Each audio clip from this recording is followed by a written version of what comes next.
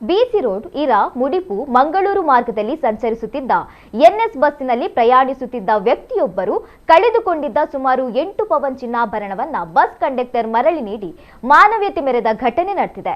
ಬಸ್ಸಿನಲ್ಲಿ ಚಿನ್ನಾಭರಣ ಕಳೆದು ಹೋಗಿರುವ ಮಾಹಿತಿ ತಿಳಿದ ತಕ್ಷಣ ಬಸ್ ಕಂಡಕ್ಟರ್ ಶಂಭೂರು ನಿವಾಸಿ ಗಣೇಶ್ ಅವರು ಬಸ್ ಅನ್ನು ಸಂಪೂರ್ಣವಾಗಿ ಪರಿಶೀಲಿಸಿ ಚಿನ್ನಾಭರಣವನ್ನ ಪತ್ತೆ ಹಚ್ಚಿದ್ರು. ಬಳಿಕ ಪ್ರಯಾಣಿಕರ ಮಾಹಿತಿಯನ್ನ ಸಂಗ್ರಹಿಸಿ ಸಂಬಂಧಪಟ್ಟ ಮಾಲೀಕರಿಗೆ ಚಿನ್ನಾಭರಣವನ್ನ ಸುರಕ್ಷಿತವಾಗಿ ಹಸ್ತಾಂತರಿಸಿದ್ರು. ಕಂಡಕ್ಟರ್ ಗಣೇಶ್ ಅವರ ಪ್ರಾಮಾಣಿಕತೆ ಹಾಗೂ ಮಾನವೀಯ ಕಾರ್ಯಕ್ಕೆ ಸಾರ್ವಜನಿಕರಿಂದ ಮೆಚ್ಚುಗೆ ವ್ಯಕ್ತವಾಗಿದೆ.